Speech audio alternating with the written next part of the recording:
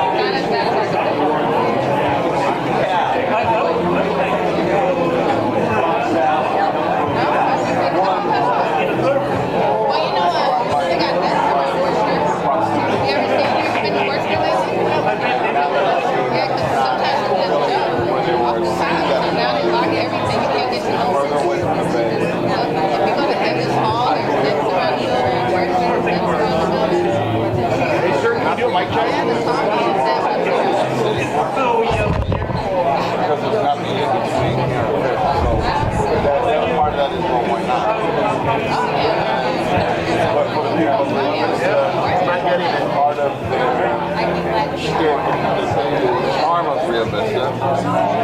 This is a small community way off in the middle of nothing.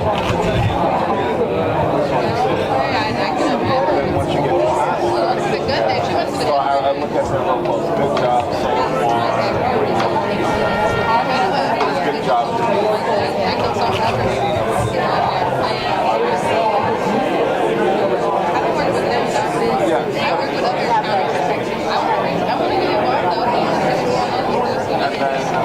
The timetable, what is it going to be for the traffic? Are they going to be a minority base as far as construction? And that. All at the beginning. Because once it's up, it's up. It's a different type of architecture. What is the plan for on both sides? Get permission. I understand you're on one side of the road. No, they're just on one side of the road. What's on the other side? Are you going to expand everything out? Yeah, and then how long does this last?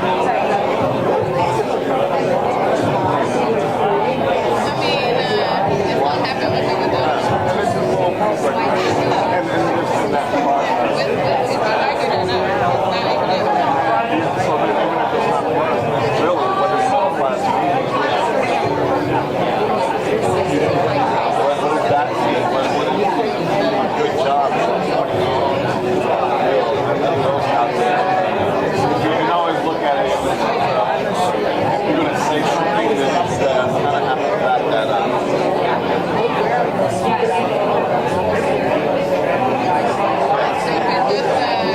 Just like your paycheck consistent. It's interesting.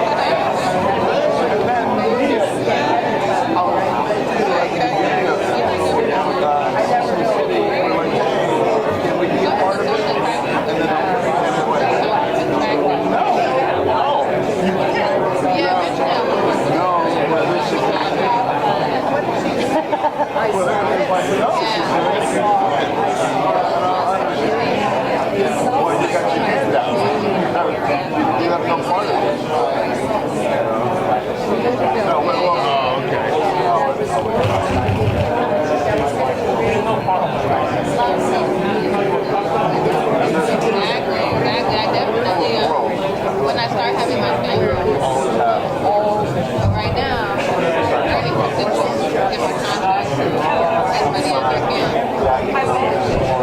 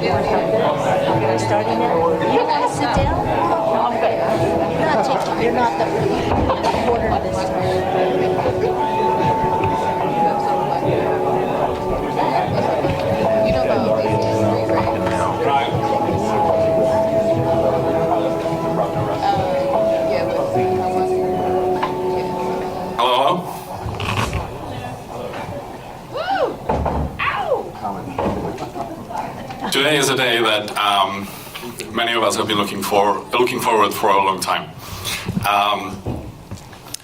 We changed the venue today because so many of you wanted to come, and we are very appreciative of that. But I do want to talk about the venue that we wanted to be in initially, because I think it's a microcosm of what we hope to achieve here in Solano County.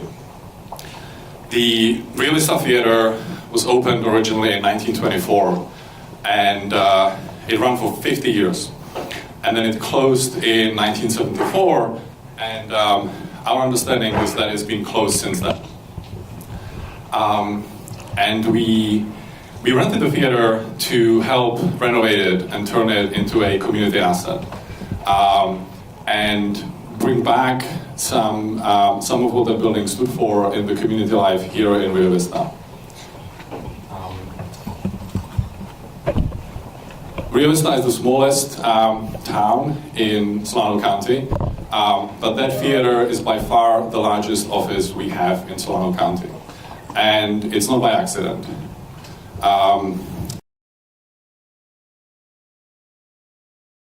Rio Vista, and bring some of the things that the community needs, whilst at the same time allowing Rio Vista to keep its small town character and the identity that makes it so special.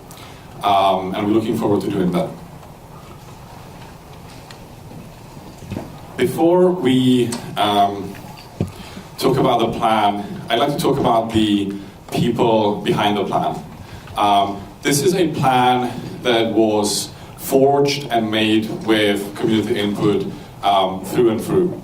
Over the last 5 months, we've had thousands of conversations or exchanges with residents from all over Solano County. We have met them one-on-one in meetings. We have met them in small groups. We have done the town halls. We've mailed these resident surveys out. We've read every single one of them. We've knocked on thousands of doors. And overall, we've had more than 12,000 interactions with residents here. And I think that the one thing that hopefully people will say when they look at this plan is, you know, they really listened. When we look at this plan, we see a plan that reflects the values of Solano County and the different communities in it. It is a plan that fits in, it respects the heritage of the county, and it provides exactly the kind of benefits as well as the assurances and the guarantees that the community has asked us for. And so we're very excited to announce it. We started the entire process not by thinking about what happens inside this new community, but by thinking about the relationship that the community will have with its neighbors. And our first goal was to make sure that it would be a great neighbor to Travis and a great neighbor to Rio Vista. And so on the left-hand side there, you see Travis, and the green area around Travis is the current security buffer around Travis, which was established in 2008. And it's about 7,900 acres. We are voluntarily almost doubling, the size of the security buffer by adding to it properties that are owned by California Forever, on which all residential and commercial community development is prohibited in perpetuity by the initiative. And the initiative cannot be changed, and those restrictions cannot be lifted without a vote of the people of Solano County in perpetuity. We are permitting solar farms in that area, but we have expressly given Travis a veto and an approval on the technology to be used in those solar farms.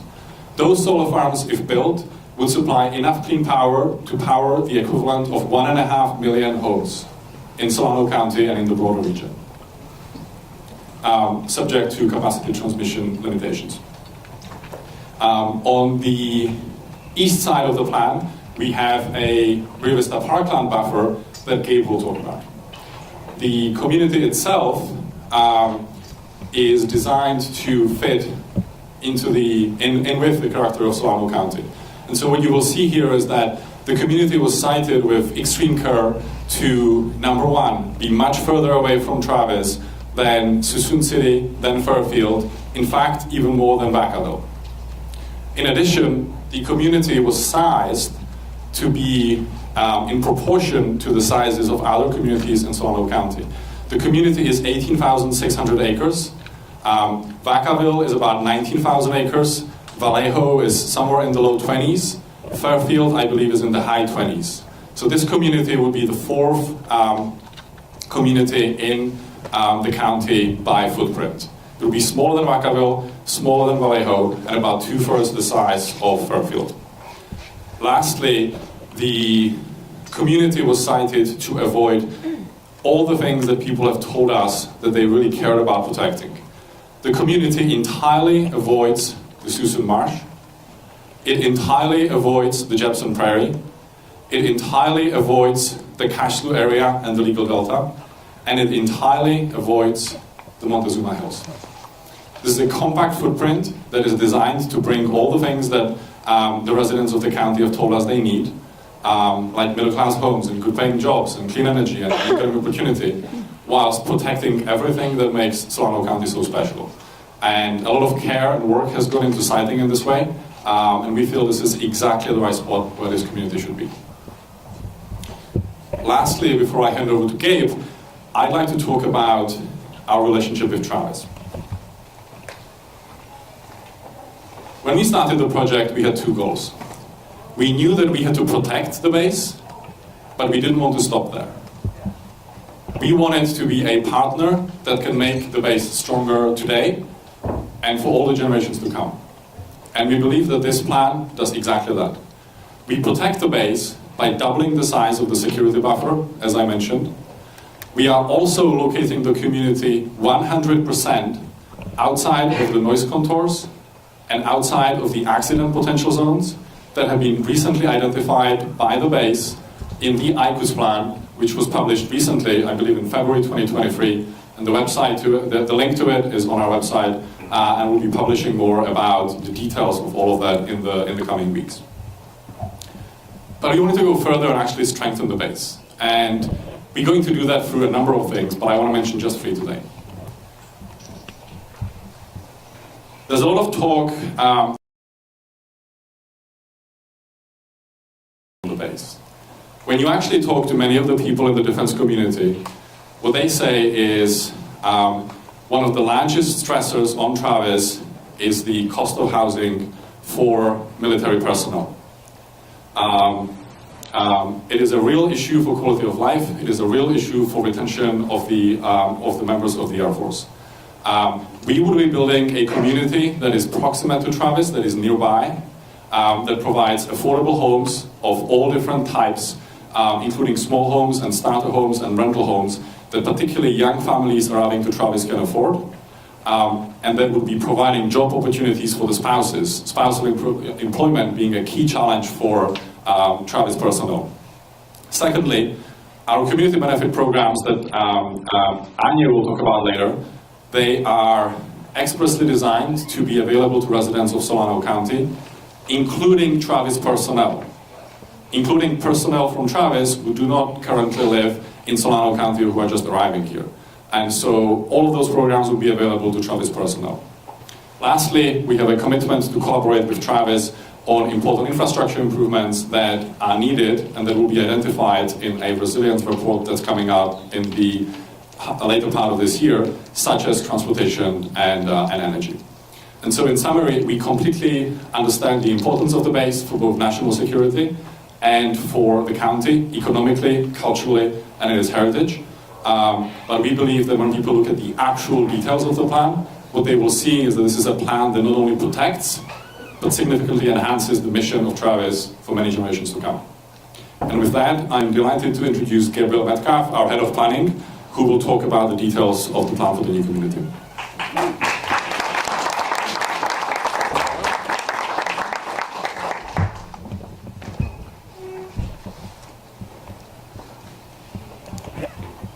Thanks for coming out, everybody. I'm Gabriel Metcalf, and I am lucky enough to have the greatest job in the world if you're a city planner. And it is my pleasure to get to show you some of what we have been working on over this past year. Our proposal is for a walkable, medium-density, mixed-use community on 18,000 acres in eastern Solano County. This would be not just housing, but jobs of all different kinds, parks and playgrounds, schools and grocery stores, bars and restaurants, hotels and hospitals. Everything that goes into a complete community. We have a city plan that organizes all of this good stuff into compact, walkable neighborhoods.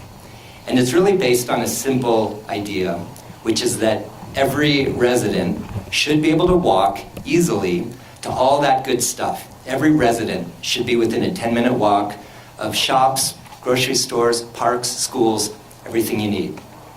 We also have a great public transit system designed so you can move across the community and even out to other communities in the broader Bay Area. I would like to acknowledge the incredible design and planning team. These are the best of the best. Bronson Johnson, our head of infrastructure, Jay Primus, our head of transportation, Anya Spivey, our head of development planning. And as you might imagine, on a project like this, we've got a lot of consultants. These are people with deep experience in both greenfield development and urban infill. They've worked in the Bay Area, they've worked all over the world. I'd like to especially acknowledge the holders of the pen on this first phase, CMG and Site Lab, and you'll hear from Site Lab in a minute. The ballot measure contains general plan amendments, a specific plan, and a set of voter guarantees. Now, what the specific plan really is it's zoning, and this is the zoning map that's in the ballot measure. So there is allowable uses, general development controls like building heights and densities, open space standards, the street network. So it's a framework, it's a planning framework that will enable lots of people to come and live here, come and start companies here, and it will enable change over time. After the election in November, there's going to be a lot more work that happens. Much more detailed planning, a full environmental impact report, working toward a development agreement with the county. So we have a lot to show so far. There's a lot more to come. We are very much looking forward to a constructive, close working relationship with all the people of Solano County as we figure this out.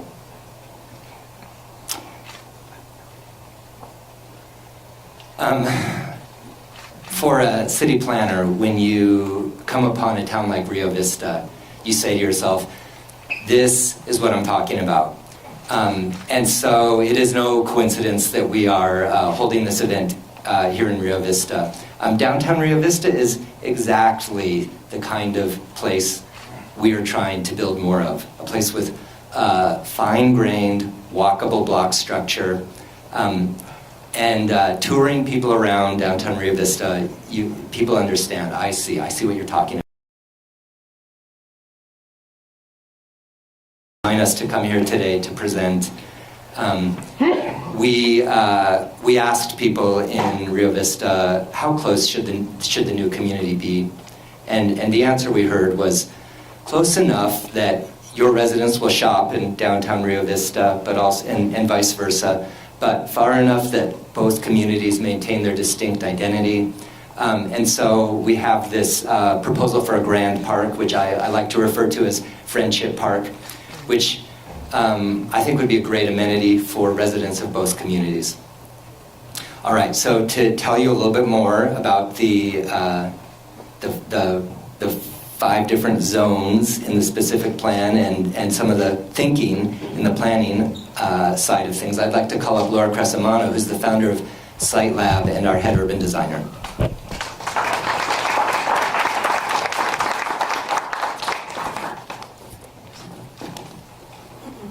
Hello. As Gabe said, I am founder and principal of Site Lab Urban Studio, which is based here in California, which is where I spent most of the last 20 years working to design communities that are inclusive and sustainable. So I'm very excited to be a part of this project and to be here to share with you some of the key principles, key planning principles that have shaped this urban framework, excuse me, that you see today. Gabe used the word framework, and I use it on purpose because it sets the outlines and the bones of this new city. But as has been mentioned, this is really a beginning, and there's a lot of work ahead. Working together, our mission is to help make this a place that can work for everyone, whether you are starting a family or a new job, opening a business, or retiring. And to build a place like this, it needs to support all aspects of life. Let's see if I can. It needs to support all aspects of life and then some. We all spend too much time getting from here to there, moving from home to work, to picking up kids from school, to errands. That is a lot of friction that can reduce quality of life. And we know from some of the best cities that clustering uses and making that easier, as Gabe said, to walk around really can increase our day-to-day lives. So that's why we are proposing a connected network of complete neighborhoods. This would feature, as Gabe has mentioned, jobs, housing, retail, and all the services from barbershops and cafes to grocery stores, healthcare providers, workspaces, and public parks, all within 5 to 10 minute walk.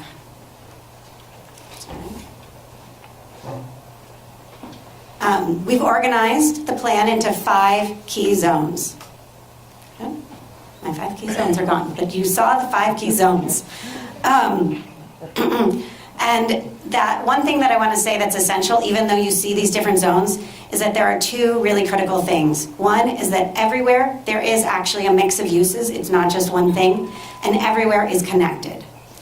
Crucially, this plan would produce thousands and thousands of housing options across the entire new city. So to start with housing, that predominantly orange zone that you see on the board here, this is the neighborhood mixed use zone. This is primarily that medium density housing with a mix of townhomes and apartments from 3 to 6 stories. These could be anything from studio apartments to multi-bedroom homes with backyards and what we call carriage houses, which could be used as an ADU or an in-law unit, an office to work from home, or a parking space. But this neighborhood, this area, these neighborhoods would contain more than just housing. They would also contain all of the other places that matter in a neighborhood, from open spaces and recreation to libraries and schools, all within a walk. And in every neighborhood, we are planning for a bustling local shopping street.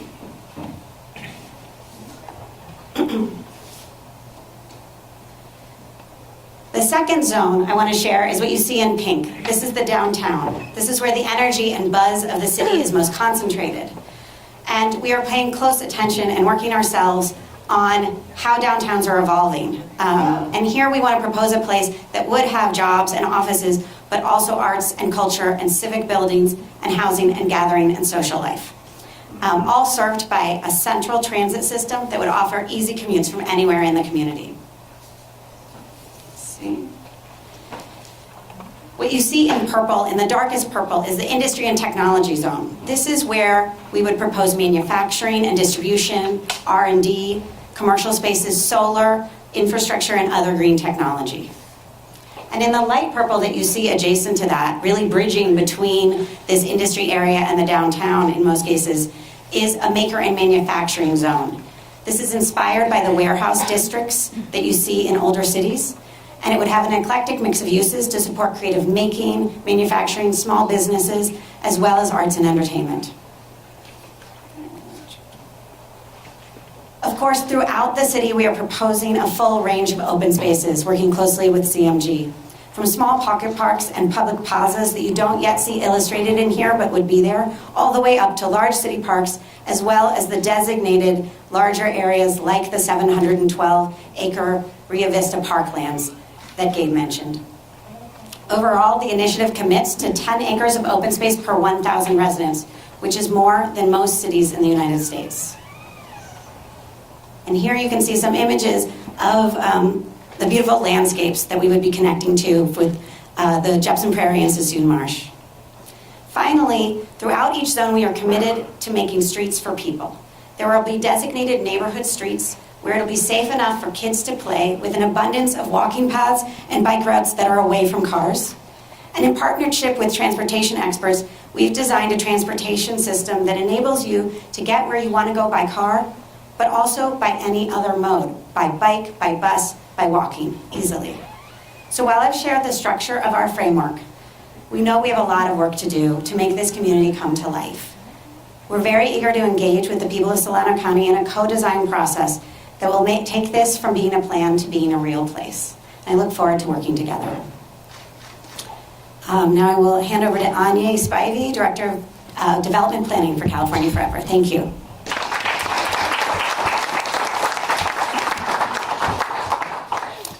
Good morning, I'm Anya Spivey. Thank you all for coming today. As Jan said, our campaign has had thousands of conversations with folks in Solano County. We've learned a lot, and we've tried to incorporate as much of that feedback as possible into our plan. Two questions stuck out during that process. First, how do we design this community to be something that the people of Solano County are truly excited to see? Second, how do we provide a set of benefits and assurances to the people of Solano County to show them that this is truly a long-term commitment? We've taken that input and we've created a set of 10 voter guarantees that you will find in the project initiative. These are promises not just to Solano County, but these are guarantees that we will see through. First, Solano Jobs Guarantee. This guarantee values the dignity of hard work and the concern that so many working families share, getting and keeping good-paying jobs. The Solano Jobs Guarantee closely links the community's growth to good-paying jobs and new economic opportunity. Our commitment states that our project must support the creation of at least 15,000 jobs that pay at least 125% of the county average weekly wage by the time we hit 50,000 residents. If not, we can't grow beyond that. Solano Homes for All. Our next commitment addresses housing affordability to help the next generation stay right here in Solano County. So we're excited to announce the Solano Homes for All program, which includes $400 million in funding for down payment assistance for Solano County residents to buy homes in our new community.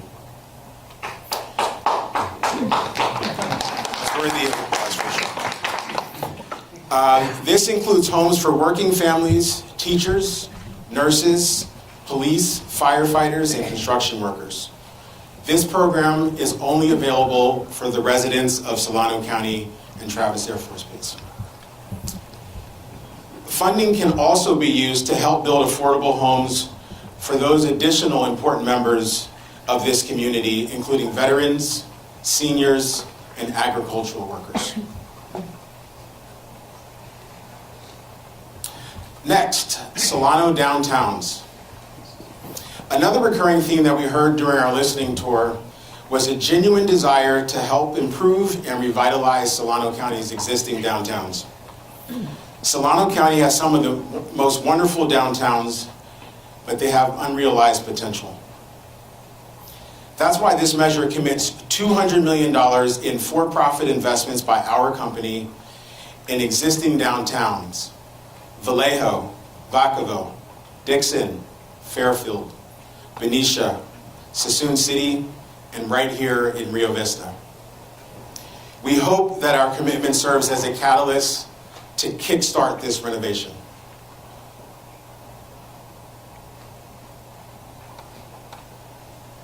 Solano scholarships.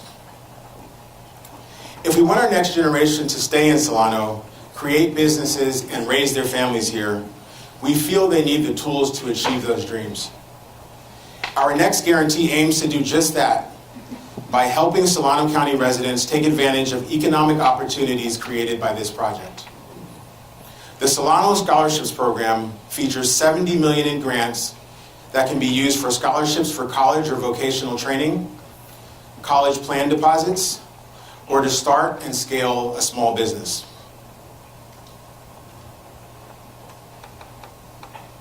Green Solano. Another nonprofit commitment in our measure is the Green Solano program, designed to protect the environment, protect ecological habitats, and support agriculture across Solano County.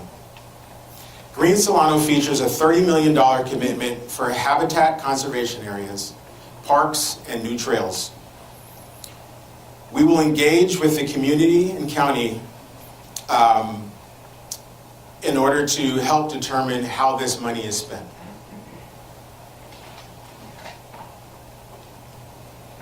Smart Growth Guarantee. I alluded to this during our discussion about the Project Jobs Guarantee. We have written into the measure metrics that would create 15,000, that must create 15,000 jobs before further work on the project continues. Our Smart Growth Guarantee mandates that California Forever's financial commitments to the Solano Homes for All, Solano Scholarships, Green Solano, and Solano County Downtowns program will continue to scale up in proportion to the growth of our proposed community. This means that the financial commitments that I've already laid out, $400 million for housing assistance, $70 million for Solano scholarships, etc., all of these programs will have additional funding available in increments of 50,000 residents. So for every 50,000 residents, those programs will grow in proportion. We intend to be a good neighbor for Solano County for decades to come.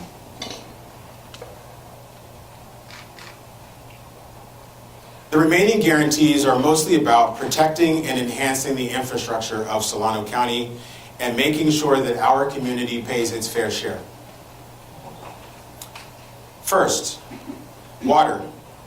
We have enough water for our new community. However, we want to provide an additional guarantee that gives everyone peace of mind regarding the future. Our water guarantee says that we must go through a water supply assessment, which is part of our environmental impact report. And then we will go through a water supply verification. Both of these are regulated under state law and require us to prove that we have enough water for every home that we bring online for the next 30 or 40 years. This includes drought conditions. Transportation guarantee. Moving on to the transportation guarantee, there are clear transportation improvements that will need to happen in the future to facilitate the growth of this new community. We are making a guarantee to improve both safety and capacity for highways 12 and 113 by providing right-of-way and a significant portion of the financing to make these projects possible, improvements possible. Schools guarantee. We have expressly agreed to a condition in the initiative that requires us to build our own schools inside the community. To be clear, however, this means these schools will be a part of the existing school districts, but we will be responsible for building them. We won't be paying in lieu fees. This is to make sure that our residents don't overcrowd the existing schools. And lastly, the taxpayer guarantee. And this is about paying our fair share. We've consistently said that we intend to pay our fair share of costs for building this new community and for the improvements that we hope to bring to Solano County. Our taxpayer guarantee says that the new community has to pay its own way for both infrastructure and services. Everything we need has to be paid for by the residents and employers in the new community and not by anyone who resides outside of it. And with that, I'll turn it back to you.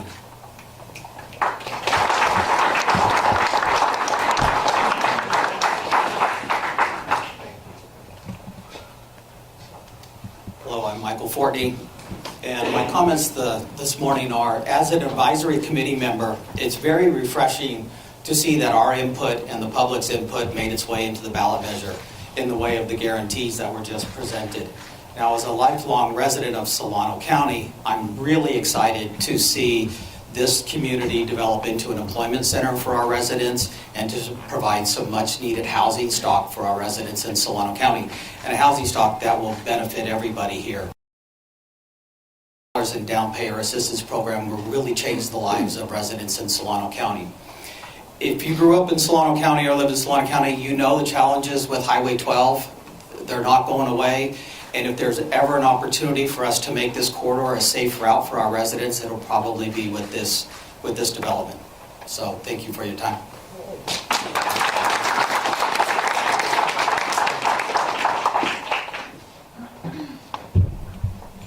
Good morning, everyone. My name is Patrice Lewis. I am an almost 30-year Solano County resident, and today a lot of things become full circle. I actually was invited by an esteemed community member to the very first Vallejo Community Town Hall. I was talking to a few people in the room, mingling, networking, and the result of that was today I am now the regional field director for Fairfield for the campaign for the ballot measure.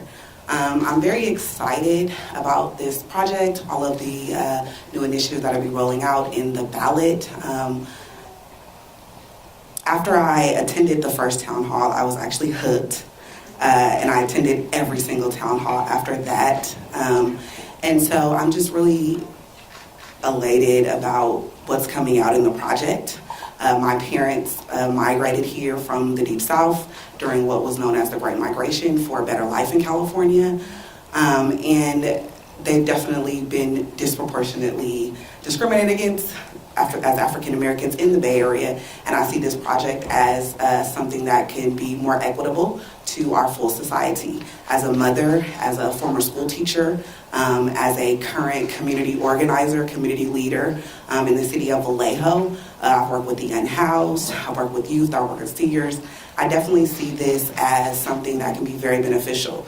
My first initiative thought when I was at that town hall meeting was, what's in it for Vallejo?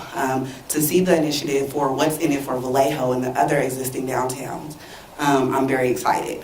So I definitely look forward to groundbreaking of this project. I'm going to push to make sure that we get this ballot initiative passed the first time, because we definitely need to move a step forward into the future. I see this project as something that can definitely help interconnect the county as a whole and bring the county up as a whole.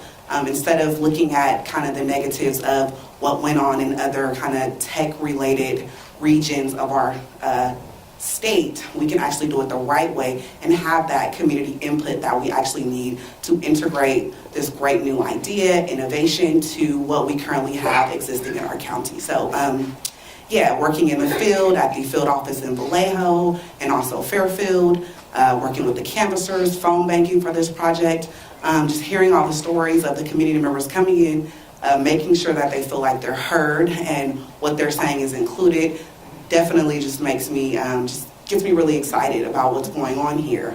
It's definitely the talk of the town, definitely a lot of controversy, but not really worried about all that. So change is not always easy. Just like birthing a baby, it's very hard, but you love the outcome.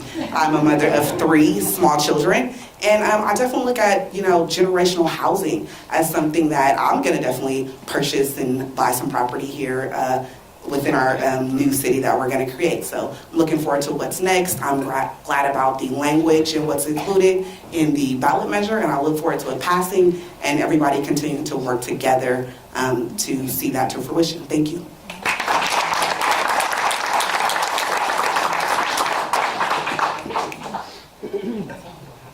Well, hello, and thank you for being here, and thank you for inviting me. My name is Annie Vogelpol. I've been a real estate broker in Solano County for 45 years. So anytime somebody says house to me, my ears light up, my eyes light up. Well, where can we find more houses? You know how desperately we need it. It's such an exciting project. Can you imagine waking up in the morning and saying, I think we'll build a city today? Well, of course we'll do that. Can you imagine the work it takes to get to today? So I admire so much all the folks that are involved in putting this project together. It's just overwhelming. I'm a wife, I'm a mother, I'm a grandmother, I'm a great-grandmother. I don't know if I'll be around to buy one of those houses, but I sure hope my kids are, and their kids. And maybe that place with the ADU is where I'll end up. But how exciting is this? My goodness, look at the big picture. How on earth do you do this? I don't know how. I'm tickled to see this in my lifetime, and I wish you all the best of luck. Can't wait for that ground to break. I think I'll still be here then. Okay, thank you.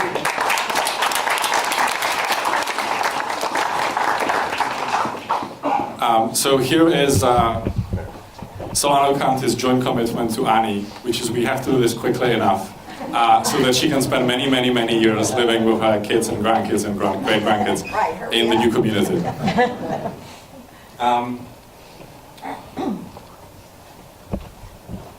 As you heard today, this is a project that was built with extensive community input. The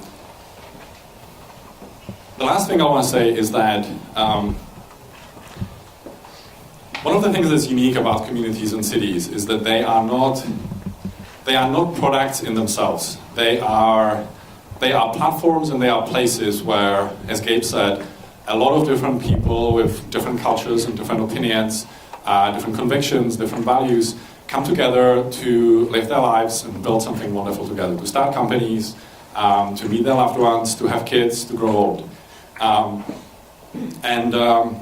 The thing that's special about cities is that they are one of the few places in society where if we do the job right as the planners and as the designers and we design it right, the sum of all of that, the sum of all the diversity and conflict and excitement and fun is much bigger than the sum of the parts. And so this is the beginning. We have designed this project expressly as a framework. Laura said it best. This is not a design. You don't see any designs here for what the houses will exactly look like. You don't see the designs here for where exactly things go. This is an opening of a chapter to provide bounds and guarantees within which us and the design teams and hundreds of local contractors and architects and designers and home builders and employers and families and nonprofits can work together to pull something together that hasn't been done in America in the last 50 years, but we believe is very. We think that Solano County has the potential to be an amazing success story in California at a time when California badly needs a win to stick it to all of the other states. And so I hope that everyone. California used to be this place of optimism and California dream. I mean, can you imagine a politician in 1970 sitting in Texas or Florida making fun of California? They would get laughed out of the room, and today it's on the press every day. That's not acceptable. And if this project is done right, I do think it's going to change the conversation. It's going to open up a new path for the state and for the region and create something where everyone who worked on this today, over the last many years, and for many generations to come, will look back and feel like they were part of something very special. And that's definitely how I feel, and I hope that all of you join us in doing it. Thank you so much.